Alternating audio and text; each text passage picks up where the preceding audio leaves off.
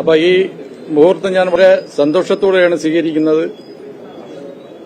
ബിജെപിയിൽ ചേർന്നത് ആശയപരമായി മനസ്സിലാക്കിക്കൊണ്ട് തന്നെയാണ്, വളരെ ആലോചിച്ച് എടുത്തൊരു തീരുമാനമാണ്.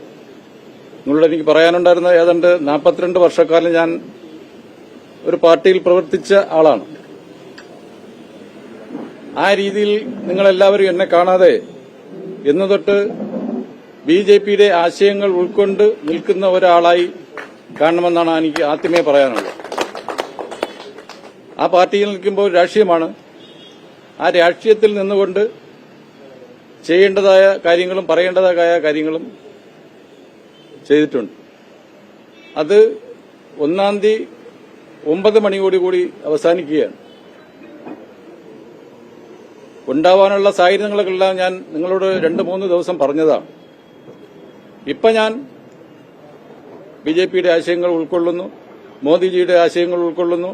അതുമായി ബന്ധപ്പെട്ട് പൂർണ്ണ തൃപ്തിയോടെയാണ് ഞാൻ ബിജെപിയിൽ ചേർന്നിട്ടുള്ളത്.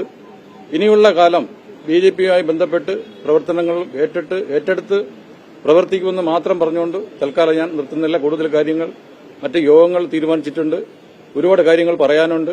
അതെല്ലാം ആ സമയം പറയുന്നതിനാണ്. അല്ലെങ്കിൽ വേറൊരു ഘട്ടത്തിൽ ഇന്ന് ബിജെപിയിൽ സിപിഎമ്മിൽ നിന്ന് ഇറങ്ങി വന്ന് ഇന്ന് തൊട്ട് അങ്ങനെ ഒരു പറച്ചിൽ പറയുന്നത് ശരിയല്ല. നിങ്ങളെല്ലാം എന്നെക്കുറിച്ച് വീണ്ടും റിപ്പോർട്ടുകൾ ചെയ്തുകൊണ്ടിരിക്കുന്നുണ്ട്. ഇപ്പൊ നേരത്തെ പറഞ്ഞതുപോലെ ഇതുവരെ ഇല്ലായിരുന്ന ആരോപണമാണ്, സാമ്പത്തിക ആരോപണമാണ് എന്നെക്കുറിച്ച് പറയുന്നത്. 1-ാം തീയതി 12 മണിവരെ എന്നെക്കുറിച്ച് അങ്ങനെ ഒരു ആരോപണം ഇല്ലായിരുന്നു. പക്ഷെ ഇപ്പോൾ എന്നാൽ പാർട്ടിക്ക് 1-ാം തീയതി എന്നെ പാർട്ടി നേതൃത്വം ബന്ധപ്പെട്ടു, ഇറങ്ങി വന്നതിന് ശേഷം ബന്ധപ്പെട്ടു. നമ്മുടെ പാർട്ടിയുടെ സംഘടനാ രീതി അനുസരിച്ച് ഒരു സമ്മേളനത്തിൽ ഇറങ്ങി വന്നാൽ ആ ദിവസം സാധാരണ പാർട്ടിയിൽ നിന്ന് പുറത്താക്കും. പക്ഷെ അവർക്ക് 3 ദിവസം വേണ്ടി വന്നു എന്നെ പുറത്താക്കുന്നതിന് വേണ്ടി. എന്തിനാ എന്നെ ബന്ധപ്പെട്ടത്? ഞാൻ കൊള്ളൂല, ഞാൻ അഴിമതിക്കാരനാണ് എന്നെല്ലാം കണ്ടെങ്കിൽ ഇപ്പൊ എനിക്കൊന്നും ജില്ലാ സെക്രട്ടറി ഇന്നലെ പറയുന്ന കേട്ടാ എനിക്കെതിരെ നിരവധി കത്തുകൾ ഇരിക്കുന്നു എന്നാണ് പറയുന്നത്. അവരെന്തിനാ പിന്നെ ഞാൻ ഇറങ്ങി വന്നതിന് ശേഷം എന്നെ ബന്ധപ്പെട്ടത്? ഒരു കാരണവശാലും പോകരുത്. ഇതൊക്കെ സ്വാഭാവികം സംഭവിക്കുന്ന കാര്യമാണ്. അപ്പൊ ഇതെല്ലാം ഒരു രാഷ്ട്രീയ ലാഭത്തിന് വേണ്ടി പറയുന്നത് ശരിയല്ല.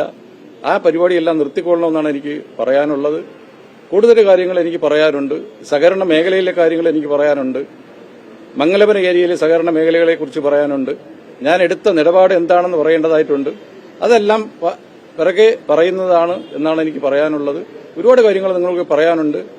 ജില്ലാ സെക്രട്ടറിയുടെ കാര്യങ്ങളെക്കുറിച്ച് എനിക്ക് പറയാനുണ്ട്. സാമ്പത്തിക സ്രോതസ്സുകളെ കുറിച്ച് എനിക്ക് പറയാനുണ്ട്. എല്ലാം പിന്നെ പറയുന്നുണ്ട്. തൽക്കാലം ഞാൻ നിർത്തുന്നു.